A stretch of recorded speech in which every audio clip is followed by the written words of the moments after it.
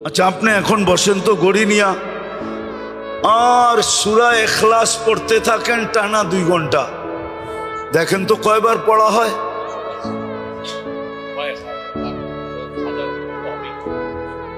আচ্ছা, বাদ দিলাম 99 বারও যদি পড়লেন তো 33 খতম কোরআনের সওয়াব আপনার বাপ মাবার আমল নামায় ঢুকলো। আর আপনি জানেন 1 খতম কোরআনের ওয়েট কতটুকু? হ্যাঁ, অ্যানালাইসিস তো নাই আমাদের কাছে, ধারণা তো নাই। সারাদিন দুনিয়া মাপতে মাপতে আখেরাত মাপাটাই ভুলে গেছি। রাগ হয়ে গেলেন? আখেরাত তুলনা করেই ভুলে গেছি, সারাদিন খালি দুনিয়া মাপি। এই জন্য আমরা গেলে দেখি মাঝে মাঝে মক্কা মদিনা গেলে দেখি জুমার দিন কিন্তু নামাজ পড়ে না। কেননা ও তুলনা করতেছে যে 1 রিয়াল 33 টাকা। 1 রিয়াল কয় টাকা? অথচ ভুলে গেছে 1 রাকাত 50,000 রাকাত।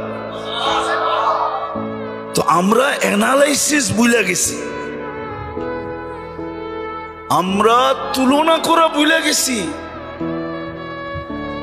যে কোরআনের 1 খতম কোরআনের ওয়েট কতটুকু, ওজন কতটুকু। আপনি তো ভাবতেছেন 1 কোরআনের সওয়াব, এটার ওজন হইলে আর কতটুক হবে? 1.5-2 কেজি। এদিকে এদিকে ওটার ওজন হইলে হবে কি 1.5-2 কেজি হবে? এমনই তো আমাদের ধারণা, ঠিক না?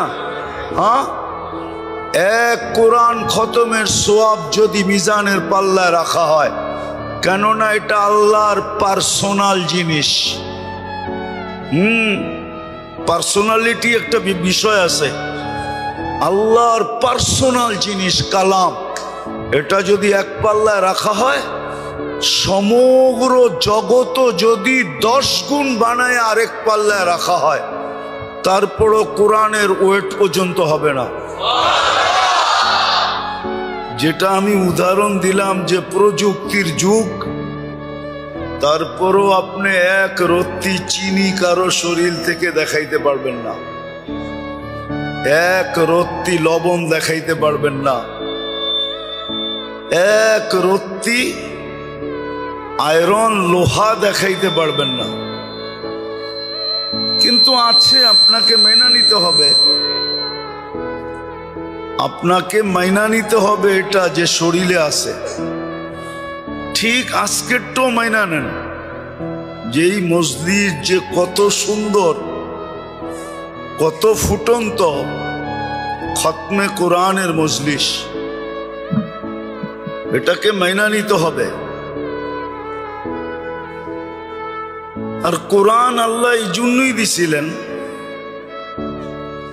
মানুষ কিন্তু সৃষ্টির ভিতরে সবচেয়ে দামি, সবচেয়ে কি, সবচেয়ে কি দামি,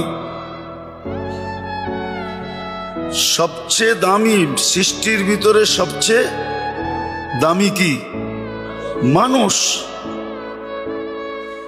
এখন দামি বললে তো হবে না, কাউকে পদ দিলে তো হবে না, ন্যূনতম যোগ্যতাও তো দেখাইতে হবে, ঠিক না? কি না বলবেন যে আমাদের দেশে সবই চলে? হয়তো আমাদের দেশে চলে, যে যে যোগ্য না সেও যোগ্যতার উচ্চ শিখরে বসতে পারে, ঠিক না? কি বলেন? প্রমাণ দেওয়া যাবে না? যাবে না?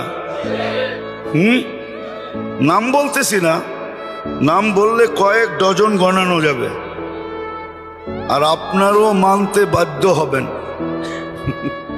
আপনারও মানতে। কিন্তু আল্লাহর কাছে তো সিস্টেম এরকম না। আল্লাহ যাকে দামি করছেন, সৃষ্টির ভিতরে মানুষ দামি। আচ্ছা, আপনি এখন বসেন তো গড়ি নিয়া আর সূরা ইখলাস পড়তে থাকেন।